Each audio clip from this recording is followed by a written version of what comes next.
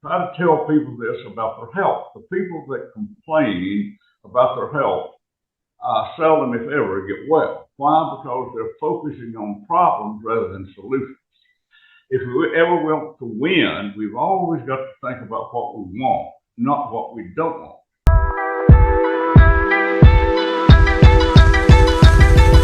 Hello and welcome to another episode of the Breakthrough Code podcast. My name is Tom McCarthy. I'm the host. I'm excited to be with you again. And I'm really thrilled today. My voice is a little bit off today, but I'm really thrilled today because I'm going to introduce you to someone who's become a very good friend of mine just over the past couple of years. And as you know, in the Breakthrough Code, we talk about how to shift reality. And I've been studying how to shift reality for a long time. How can we, with our minds and our actions too, shift reality, create things that would not have happened had we not used our minds in a specific way? And as I was studying that, I saw lots of different people that I admired and I learned from, but I kept hearing this one name, and it was the name Raymon Grace from several people. You've got to check out Raymon Grace's work. And so I looked around and I found some of his work, and it was really, really good, but I didn't get a chance to meet him until I started something called the Global Energy Healing Summit. And so I invited him to be on the summit. He was incredibly popular. People loved his information, and he was focusing it around healing. Today, we're going to focus it around manifestation. How can we use our minds to manifest? Now, Raymon is somebody that I've come to know and really respect and appreciate and love, but he has a really interesting background. I mean, you can look at him, you can see him right there. He's got his black hat on. He's a mountain man. He's in the mountains of Virginia is where he lives. I got a chance to go visit him there. It was amazing. He lives on this beautiful piece of land, got an amazing wife, Nancy. But he's probably not the person you would have thought to be a healer, to be someone manifesting. You would probably think he'd be more of a rancher or something like that, which he does have a beautiful ranch. But over time, he's worked on his mind. And we'll tell his story a little bit, but he was in construction. And then from being in construction, actually before that, he always was interested in his mind. And actually, Raymon, let me just introduce you right now. Take us through how you got to be where you are right now, where you truly are a master of the mind. You are somebody who's teaching so many other people to use their minds in ways where they can shift 3D reality. But take us through the story of how you even got interested in that and how you got there. Well, Tom, to start out with, I grew up in the backwoods of southwestern Virginia in the Appalachian Mountains. And I always thought a little differently than other people. And I was thought to be a bit strange. That never bothered me. It never embarrassed me at all because that's just who I am. I just thought differently than other people did. So I was always interested in what can we really do if we didn't know we couldn't do it. Well, I got my first breakthrough in algebra class, and I never learned anything about algebra, but I learned something very valuable that has helped out the rest of my life. And the teacher made a comment one day that Einstein was reported to have used only maybe 10% of his brain. Well, I didn't really know who Einstein was, but I had heard the name, and he's supposed to be a very intelligent person. So I got to thinking that day. Well, wonder what he could have done if he could have used 25% of his brain.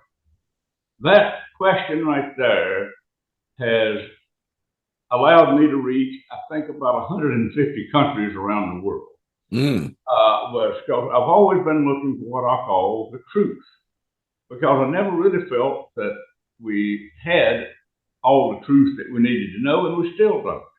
So I started looking for what's really true, and what things have we just been told, and what things do we need to know, we get a lot of information that we really don't need to know. So I try to weed out all of that. But what happened, I just kept thinking on what could we accomplish if we didn't know we couldn't. So I would read every book on anything unusual. The unusual world always fascinated me. I didn't really know much about it, but I was fascinated by the stories. Well, I bring all this up to about 1973, and I was a construction foreman at the time.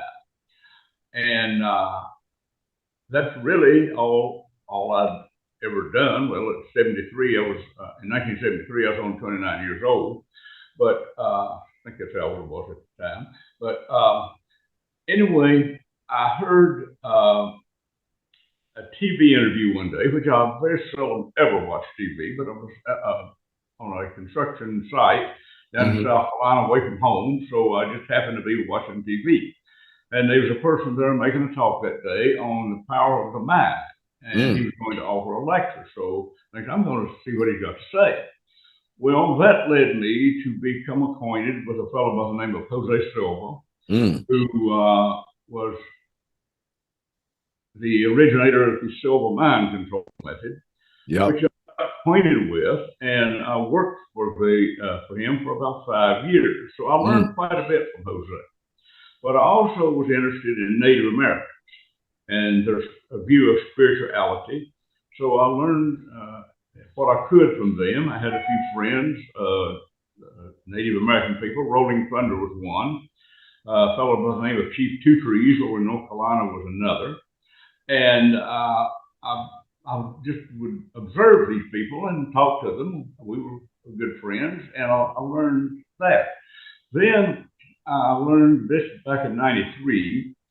I learned about something called dowsing. Well, I'd always heard of water, people that found water with a forked stick, but I didn't know any more than that. So I would attend dowsing conferences to see what I could learn. Well, I would practice what I heard there, but then I think we got to do better than this. We got to reach out and do more than this. So, back about 36 years ago, I got to thinking one day, we have less pure drinking water now on Earth than we've ever had. It's been polluted, and for my kid, who was only 3 years old at the time, is she and her descendants going to have decent drinking water? And I think somebody needs to do something about this. So I volunteered for the job. Now, I really didn't know what I was doing. I want to make that real clear. All I had was an idea and good intention. That's all I had. So I started out learning about energizing water. And I had learned a little bit from Jose Silva how to energize one small cup of drinking water. Well, I was fascinated that could be done. Then I found out that I could energize a whole water supply for a household. And then it just kept on expanding. And as far as I know, I have energized some water, not all now, but some, in 6 continents. The only one I've missed was Antarctica. Nobody's ever had energized water down there. But one of our better stories is in Australia, Perth, Australia. And I was doing an interview there with a fellow by the name of Warren Black, and he had a small audience of maybe 65 people listening that day. And I asked where does Perth, Australia get its drinking water? And he said, well, there's a lake here north of town. Well, I checked the water in the lake because I found we have the ability. Now, I haven't cornered the market on this. Other people can do this. But I found that we had the ability to check the purity of water. Well, that water was terrible. I won't get into all the details, but suffice it to say, of 40 people on the talk show that was actually from Perth, Australia, 27 of them sent me an email thanking me for changing the taste of water. Now, that's one of the biggest projects that I have done to my knowledge. One that we can actually verify. One that you mentioned there about. Yeah, and Raymond, before you tell the story, let me just say something. So, Go ahead, please. what Raymond does, and we'll get into this more, when he says he's changing water, he didn't go to Perth, Australia. He did this in his mind. He literally changed the purity of the water in his mind. And I really want to get into that, maybe before we even get into some of the stories, because some people might be going, what the heck are you guys talking about? How can you change something in your mind and then it changes in the 3D world? Now, the problem, Raymond, that I see is that, and you talked about early on being different and being okay with that, like actually studying things that were different, which is what I did too, right? This is what I've done my whole life. At first, I was like undercover different. Like I didn't want people to know that I was interested in things beyond the, what everyone else was looking at. Now I don't care, right? Now I'm like, yeah, this is a kind of stuff I'm into. But to create changes in reality, you cannot do it by just conforming to reality, conforming to this physical world. And so what Raymond has taught so many people, and he's helped me with, is that in your mind, you've got this incredible power. Raymond calls it your imagination, right? Which we all heard that term. But when we use our imagination in ways where we're not just daydreaming, maybe you can daydream, but when you're using it with purpose and using it with intent, we start shifting reality. And Raymond, can you talk about that a little bit first before we get into the stories? You want me to talk about dowsing? No, we'll talk about how using the imagination. Oh, use imagination. Can shift reality, can start to change things around us. Okay. Well, our thoughts have a lot of power. And Einstein made a statement of energy follows thought. And wherever we put our thoughts, we put our energy.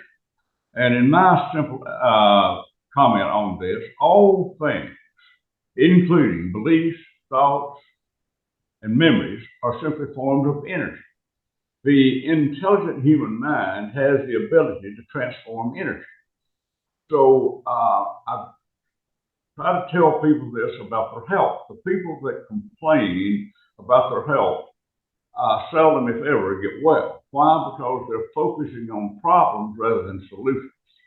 If we ever want to win, we've always got to think about what we want, not what we don't want.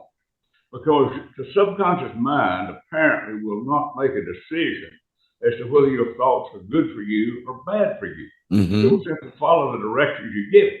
So we have to discipline ourselves to think of what we want and focus on that rather than what we fear. So that alone is going to separate us from the majority of humanity. People are going to think it's strange. Well, that doesn't really bother me because we win most of the time. Not all the time, most of the time. Yeah. So the first rule of success, as I said earlier, is think of what you want, not what you don't want. Why? Because you're putting energy into that. The future is composed of thoughts not yet materialized. We have the ability to focus the energy into that to create the future that we want. Yeah. And start out with things simple. It doesn't have to be any major project to start with. But that really is the bottom line, is we have to control our thoughts before we start creating a positive future. Otherwise, we may create whatever. The mind will wander. Willie Nelson has a song out now, Energy Follows Thought. Yeah. And I hope that reaches millions of people because it's a simple song, but it's good. There's a lot of truth in it. Yeah. So I'm really proud of Willie for doing that. Yeah. I first heard that song. Go ahead, Tom, the next question. Well, no, you introduced me to that song. I first heard that song when I was down with you in Virginia. And it is a wonderful song. Energy follows thought. Be careful what you think, right? And because it just may happen. But this is what my book, The Breakthrough Code, is really all about. And I can tell you, you said the mind will wander. The mind will wander. but you have to take control of the mind, everybody listening, right? Don't let the mind just wander needlessly, especially if it's wandering into places that are going to pull you back. You've got to start taking control. One of the things that I've seen in Raymon over the past couple of years is he has probably the most belief in things and things that he wants to accomplish. He doesn't go, okay, maybe it'll happen, maybe it won't. He's all in. He doesn't doubt. How do people stop letting doubt show up in their mind, Raymon? I will tell you how I did it. The brain and the mind, as we do not discipline it, will just wander anywhere. Like in the song, Willie Nelson says, if your mind will just, no telling where it'll go. And Yeah. that's true. It goes from one subject to another, which is not productive at all. Well, what I did, I would just tell myself when a random thought came up that wasn't beneficial, I don't want to think about that. Mm-hmm. Then I would force myself to create an image of something I did want to think about that was positive. Yeah. So that's the best way I know to tell folks is you have the ability to determine what you think about. Yeah. You are not just at mercy of a bunch of random thoughts that come through. You can choose where you want to put your thoughts, but you have to choose. And Tom, is it okay if I give people a very simple way to do this? Yeah, be great. That'd be great. It's the story I told you about. I imagine I have a bucket of red paint. I imagine I have a paintbrush. Yeah. An image appears that's a real strong image that's really detrimental, something that wouldn't be good to think about at all. I simply imagine I have that paintbrush. I go through the physical motions. Why? Because your hands are exclamation points for your thoughts.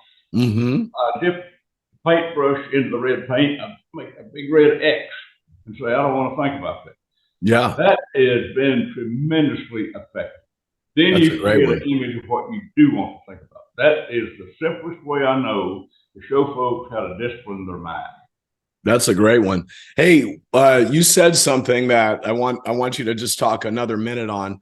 You said the hands are the exclamation marks of your imagination or your thoughts. Yes. So you just did an example of Xing out in red paint something you don't want, an image or a thought. But also when we're imagining something we want, we can be using those hands to bring it in, right? And well, I do. Yeah. I do, because I would reach out and Tom, if I'm working on someone over the phone or maybe on Skype, and let's say they have a headache, I will place my hand up to the image of the person on the screen, or if I'm just on the phone, I'll say I'm going to have to do something with my hands and lay the phone down, and I will imagine that person in front of me, even though I may never have seen them before. Right. And I will just create an image of a person, and I will vibrate my hand just like that. Why? Because I'm creating the alpha frequency between my hands. The alpha frequency helps to restore to normal whatever is abnormal. Now, I'm not going to say it works every time, because that's not true. I will say it works a lot of the time. Yeah. Yeah. And distance is something else I want to make. Distance is not a factor when you start working with energy, because you can't get any further on this planet than Perth, Australia, from where I live. Yeah. And so I was able to clean up the water, who made it taste better. It didn't matter where on this planet it was. That's one thing I want to really make clear, that distance is not a factor. You can work with, I work with people in Europe, Australia, South America. It doesn't matter. I can work on him just as easy as I can the person across the road. Yeah. And so what we're talking about, just to level set everybody, if you haven't heard of this concept, when you use your imagination, you get into a relaxed state, use your imagination. Then Raymond's talking about even using your hands. Like I tend to call the people I need to come in, right? You know, all the help I need. I do maybe a motion like that if I'm imagining something that where I need help, I need, I need assistance. And then I just see them coming. And I don't see clear faces, but working in the imagination. Einstein said the imagination is the preview of coming attractions. He also said imagination is more important than knowledge because knowledge is just what's already happened. Mm-hmm. What Raymon's doing, what I do, what hopefully all of you do, you're going to create things that haven't happened yet. You won't like, I want you to tell a story right now, Raymond. This is one of my favorite stories where the hay farmer came to you and tell them what he said and what he asked you to do and what happened. Yeah. That's also one of my favorite stories because he was a very good friend of mine, and farmers are my kind of people because they're the people who feed everybody else. They got a hard job. Farming is not easy. But I received a phone call one evening from a friend of mine and said, I need some help. And I said, well, I'll be glad to help you. What do you need? He said, well, I noticed some weeds in my alfalfa crop. Alfalfa is a type of hay that fed the cattle. And he said, I called the farm supply store asking them to send out a truck to spray to kill the weeds. Well, the driver picked up the wrong jug of chemicals, sprayed the entire 20-acre field of alfalfa with Roundup. Now, I thought that had just been done. I did not know that it had been a few days.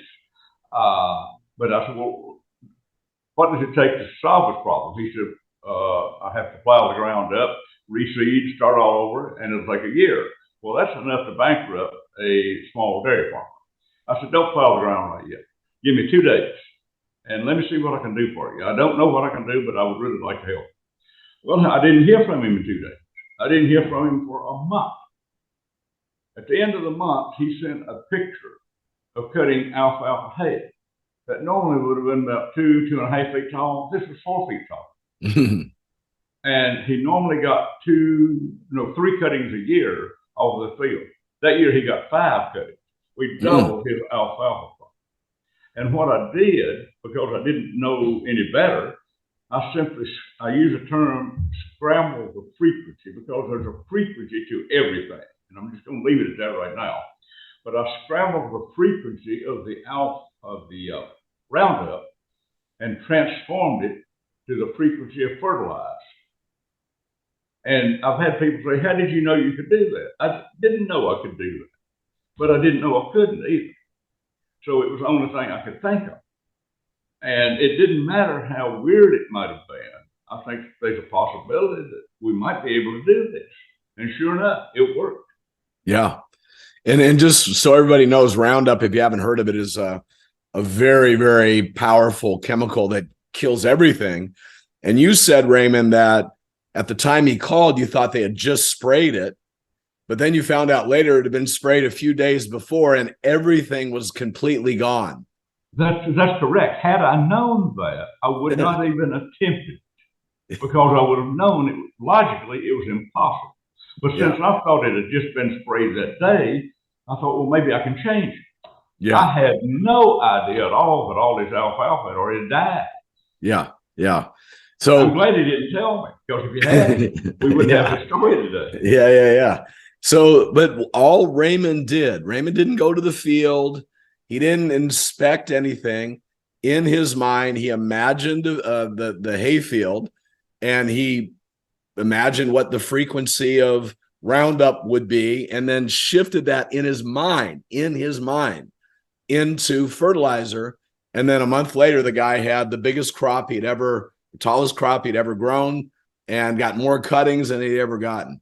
So everybody listening, I just want you to start to imagine, what could you shift if you really bought into the fact that your imagination can shift reality?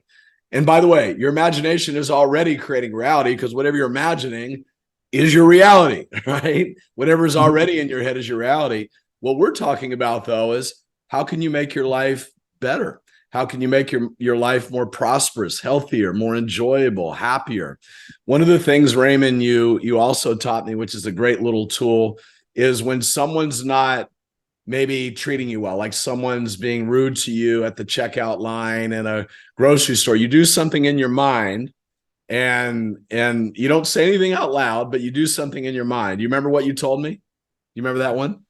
Well, I don't How you see remember them the happy. specific one because we've used that one quite a bit, Tom. So maybe you better go ahead and tell that one. Then maybe it'll trigger my mind as to which Yeah. one it is. Well, you told me you just see them happy. You see them Oh, well, doing yeah, that's something. true. Yeah. I thought there was a specific one. Yeah. Yeah, always. And I'll tell you, well, I'm not the first person to think of this. There was this old German philosopher back in the 1700s that said, see a man as he is, and he will get worse. See him as he could be, and he will improve. Yeah. I am trying, let me give you a story. This is a new story time. I have a friend out in California whose mother is 70 years old who had a brain operation. And the daughter called me that said, Mom can't even walk, not even with the use of a cane or walker. And I said, let me see what I can do. The next day, she was walking without a cane or a walker. Before the end of the week, she was walking 4 miles in one day. I imagined her running up the beach. Yeah. So as you listen to Raymon, what could you be doing today? What could you be imagining, not just for you, but maybe for your family, maybe with someone in your family struggling? If you, excuse me, you see them as struggling, you are contributing to their struggle. If you see them overcoming that struggle and thriving and being happy and healthy, you are, with your thoughts, energy follows thoughts, and then thoughts become things. You are starting to take that to the next level. Whenever I go into a meeting, whenever I write an email, whenever I go to speak in front of an audience, I'm always imagining them prospering and good things happen. Whenever I'm coaching a client, like I use what Raymon talked about. I see the client so much in such a better position than they see themselves in. And then with my thoughts and my energy and then my communication, I'm pulling them up to this next level of success. And so this is such a powerful concept. And you've been doing it for so long, and you're just so good at it. I know a lot of people come to you for all sorts of things, but one of the big things is healing. How do you envision, how do you use your imagination when you are trying to work with somebody who's had maybe a long-standing problem? Again, probably one of the first things is you're not buying into it. It's permanent. But what is your thought process when you're working on healing somebody? Well, I'll keep this as brief as I can, but I've got a story about stopping a tornado that I want to tell you before we. Okay. But for healing, I have a set of questions that I simply ask about the person. So I'm going to be real brief and blunt on this. Right now, and I cannot explain why, but I have watched it accelerate tremendously. There are what I call 3 epidemics that are affecting the majority of the human race. Number one is called the fragmented soul. I cannot explain it, but I can correct it. I have no idea what's causing it. Number 2 is the brain is spinning backwards. The brain should have a clockwise spin. So many people are spinning backwards. And number 3 is negative emotions within their body causing the spirit of love to leave their bodies. Most of the people, I would say 99% of the people that have physical problems, the spirit of love has left their body. So one of the first things I do is bring the spirit of love back into their body. And if you're asking how do I do that, I do it with intent. Yeah. Everything I do is with intent. Yeah. And all it requires is a thought. It doesn't require a ceremony or anything like that. A simple thought. And it seems to work. So that's my brief checklist. Yeah. Not only that, every part of the body, every cell of our body has intelligence. And cells make organs or tissue, and tissue makes organs. So every organ of our body has its own intelligence. So I check out people to see what their bodies believe. And so many, and this is overwhelming, people's soul, brain, heart believe they deserve to suffer. It is a worldwide epidemic and probably has been that way maybe for thousands of years. 'Yeah. And if you can change a person's belief that they deserve to suffer, you can eliminate an awful lot of suffering. Another thing, people do not believe they deserve to be prosperous.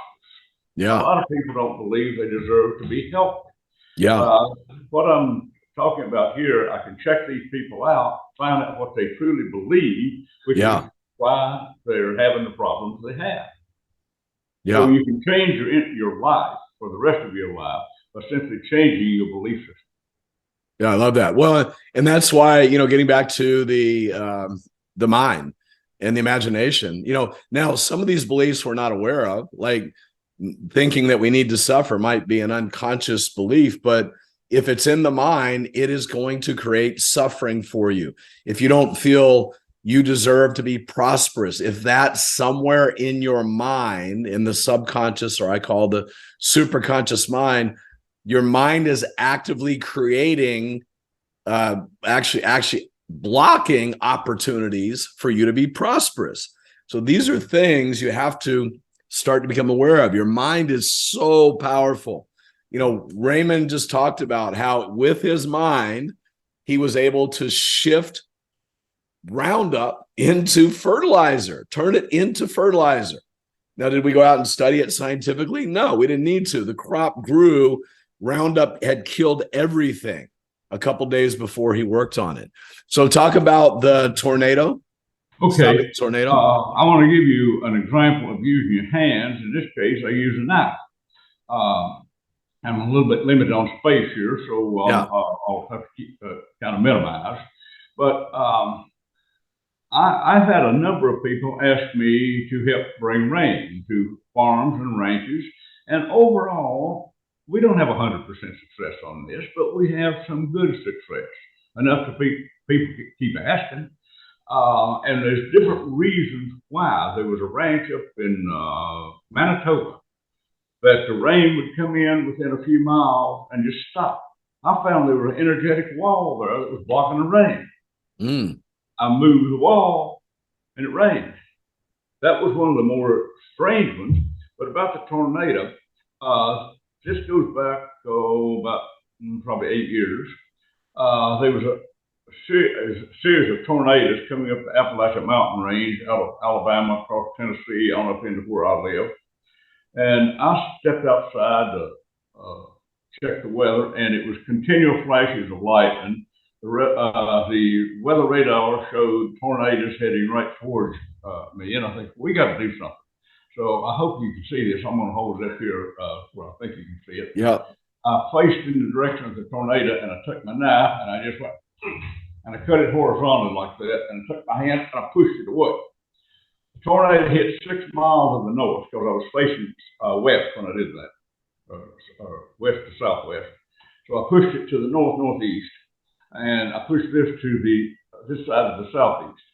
There was a tornado 6 miles of the north, 6 miles of the south. It blew one tree down in my place. That's all. Yeah. Now again, so, can you change weather? To a degree, and I'll have to say sometimes. It's not guaranteed, but when you got a tornado coming, and that's not the only case. We've had that happen before when in Oklahoma, and I wasn't in Oklahoma. I was right here in the same building I'm at and now when I got a phone call, and I stepped outside and I did the same thing with the knife. I got called back in a few minutes. The tornado had disappeared. Now that is a stretch of imagination. I realize that, but whenever you get a request, or especially if the tornado is coming at your own house, you're going to try about anything. Yeah. And you will always win more if you do something than if you don't do something. Yeah. And I think that's something to think about too, because people will, they go, okay, I'll try this. And then they do it for a day and they want instant results. And they probably didn't do it at the level that, that you would do it or I would do it, because we practiced it over time. So then they don't get a result and they go, oh, it didn't work. The more we do something, obviously, the better we get at it. Yeah. And I have a saying, it goes like this: if you do nothing, nothing's going to happen. If you do something, then something might happen. Yeah. I spend time every day in my mind, in my imagination, creating what I want to have happen for the day. I work on probably 3 big results that I'm working on at any point in time. I call them breakthrough results. but I'm just seeing it. And I'm not going through the entire process of how it's going to happen. That's the other interesting thing. Like, you don't worry how it's going to happen. You're not sitting there going, okay, first it has to do this, and then it has to do this, and then it has to do this. You're really visualizing the end result, correct? Exactly. I don't always know anything is going to happen. Matter of fact, truth is, I don't ever know anything will happen. But I know that there's a good chance that it will happen. Yeah. So you might call it faith. I guess that would be probably a pretty good word. Yeah. I believe it's possible.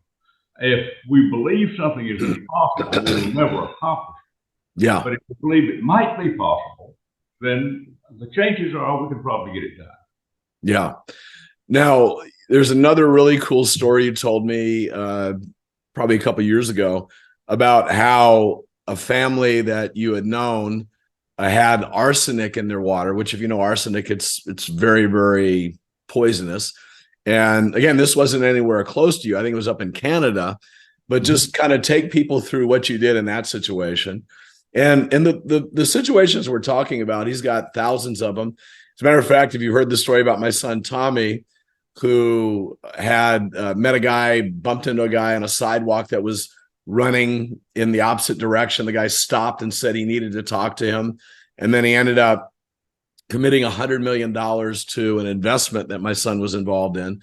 But the thought that I'm always in the right place at the right time, that my son Tommy was using in his mind to create, he wasn't thinking some guy's going to bump into him on a sidewalk, right? Or stop and talk to him on a sidewalk, but he was just creating, I'm always in the right place at the right time.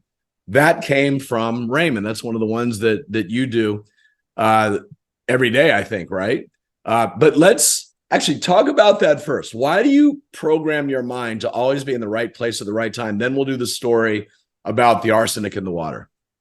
Okay, well, timing is everything. Every wreck that you saw that occurs on the highway out there probably wouldn't have occurred if one driver had been 2 seconds faster or slower. So timing is everything. I also find being at the right place at the right time, you can meet people that you need to meet, maybe for business, maybe just for friendship or whatever. I have had that happen so many times that the person just shows up wherever I happen to be. And also in traveling, even across the country, like 1,500 miles, I have gotten there within 15 minutes of the time I wanted to. You can't map quest something like this. Yeah, yeah. But you can do it with your mind, because what we really do, Tom, is we change reality with our mind. Yeah. Okay, let me say it another way. We create our own reality. Yeah. Well, I'll tell you a story. I did probably maybe a year ago, or about a year and a half ago. We were down in Florida, and we were coming back. We were in Sarasota, Florida. My wife and I were coming back. We get to the airport. We find out our plane has been delayed. Now, we had a pretty tight connection in Dallas, Fort Worth.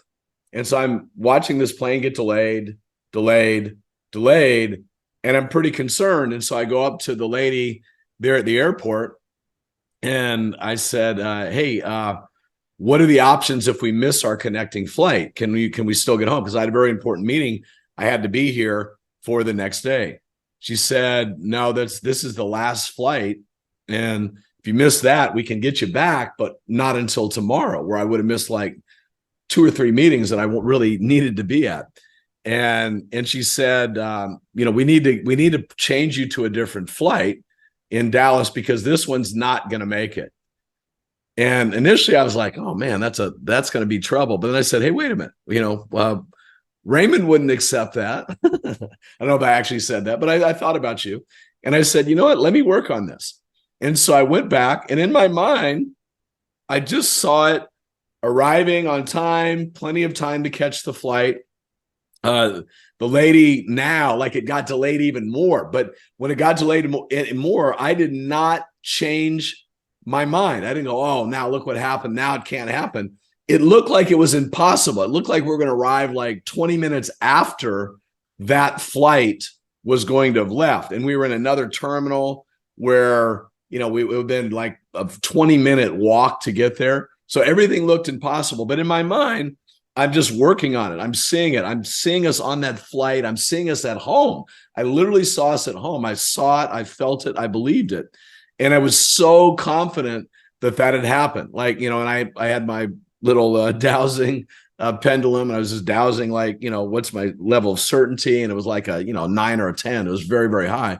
I wasn't listening to any of the outside world. I went inside my imagination. I made that happen. The plane left late. We got on. It didn't look good, but I didn't let that affect me. I literally kept my certainty. And for some reason, all of a sudden, the pilot's saying, hey, you know what? We've got a tailwind here. Looks like we're going to make up a lot of that time. And still, even if we landed perfectly, with this tailwind, we were going to be in this other terminal and then have to this long, trek to get to the plane and not make it. So we ended up landing 20 minutes before the other one was going to leave, and the gate had been changed. So we landed at a gate 2 gates away. So we were able to just pop right on and make that trip, make that plane ride. Now, that might be just coincidence. I don't know. But in my mind, that was my reality. Well, Tom, let me put it this way. You make coincidences happen. Yep, exactly. So tell us about the story. Maybe we'll end on this and then close with just a couple thoughts. But tell us about the story of I think it was a couple that called you up and said they had arsenic, like unhealthy levels of arsenic in their water. Yes, this was in Saskatchewan, and this was back in '02, if I remember correctly. My friend Larry and I were traveling across Canada, and these folks knew we were coming because there was we were working with groups of people up there that knew each other, and we got an invitation to this place to spend the night and have a meal with them. And we didn't really know why we were invited, but when we got there, we found out. The water had been tested, if I remember correctly, 47 parts of arsenic per million. My memory may be a little faded on it, but 10 parts per million was the accepted safe level of the Canadian Board of Health. Yeah. And the well was sealed over. There was a cap on it, so I couldn't energize water and pour into the well. And I just simply went out there and stood by the well, and to put it quite simply, I talked to the water. And I said, I use a term called scrambling the frequency. It's just something I'm made up because everything has a frequency. And my uneducated mind says if we can change the frequency of something, we can change it into something else. So I said, okay, I want to scramble the frequency of the arsenic in this water and turn it into pure water. So when we left, I just said, please have this tested and let me know what happens. And didn't take very long, maybe a couple of weeks. The amount of arsenic had dropped down, I believe, to below, well below 10 parts per million. I mean, the folks were delighted, which I can see why. Well, I said, I didn't get it all, so let me try again. So have it tested again, whenever you can. But then there was only a trace of arsenic there. Yeah. And I mean, this was verified by the Canadian Board of Health. This is just not some story we heard. Right. We've got some evidence to back this one up. Yeah. But, Tom, we've done weird things like this. It's just because we don't put limitations on what we can do. Yeah. And I never ask anybody if I could do anything. Why? Because they would probably tell me, well, no, that can't be done. That's impossible. Well, I don't want that kind of information, so I just don't tell anybody. Yeah. I do it, and then I might say something about it. But you don't ever ask. I have people write me way too often and ask if they can do various things. And I've got a standard answer. So you folks out there listening, don't bother to write, because I don't give you the answer right now. Try it and find out. That's I've done all of it. Yeah. I think if there's one thing that I've learned from you that I would want to share with everybody is just the power of your intent. But intent has to be, like you said, it's not like, is it going to work? Is it not going to work? Like, you just see it working. And then you're shifting energy. And it doesn't matter if that energy's, 1,000 miles away or 10,000 miles away. It doesn't matter. When you shift energy in quantum physics, when you shift it, it's shifted. There's no distance that you can't go to, right? And you are just such a great role model on that. You've helped so many people, and I want everyone just to, you look at Raymon, you go, okay, he's a Virginia guy, he's a rancher, probably the least likely person you would expect to be teaching you how to use your mind just by the looks of him, but he's one of the most powerful people I know with his mind. And that's why I wanted to have him on this show. And just, it's interesting in life when you let go of how it has to look, you find so many great things and so many great people that can educate you and really help you live a life without limits, as I like to say in my book, The Breakthrough Code. So Raymon, how can people find more out about you and your work? Where can they reach you? Okay, Tom. My brother David, who's filming this, has made me a Raymon Grace YouTube channel. And there's quite a few videos on that channel. So you folks just feel free to watch as many of them as you like. Some of them are real simple, only 2 or 3 minutes. Some of them are talks I've made at conferences across America. I think one where I made for the Australian dowsers. So I don't honestly know how many films we have out there, but they cover a pretty good variety of subjects. So they're great. And it's at Raymon spells his name Raymon, no D. So Raymon Grace, look him up on YouTube, go to his channel, subscribe to his channel. The videos are awesome, and they're going to educate you and really help you with this. Any other way that they can reach out to you? Well, let's see. I have a newsletter. Okay. You can go to RaymondGraceFoundation.org and sign up for a free newsletter. We put out one once a month, and it keeps it simple, blunt, down to earth, no fancy words. And we also have the newsletters archived now. April picked that up for me a week ago, so where you can see some of the past newsletters that we've made. And I do my best to put useful information in there that anybody can understand. So feel free to look at our archived newsletters, and that's RaymondGraceFoundation.org. Awesome. Yeah, guys, everyone listening to this, I really recommend that you check out his work. I know you're going to learn some things that'll help shift your life. Raymon, any final words you have for everybody before we sign off? Well, since I wasn't prepared for this, I'll just come up with something. Just stop and think, what could you do if you didn't know you could? Yeah. And if you don't try, you'll never know. So the worst you'll do is nothing. So give it a try. There you go. And the best you can do is going to be pretty amazing. So everybody, thank you for joining us. If you enjoyed this interview, please let your friends and family know so that they can learn from this also. Please subscribe on wherever you're listening to the Breakthrough Code podcast. And we will look forward to seeing you all again soon. Keep living your life without limits. Take good care, everybody.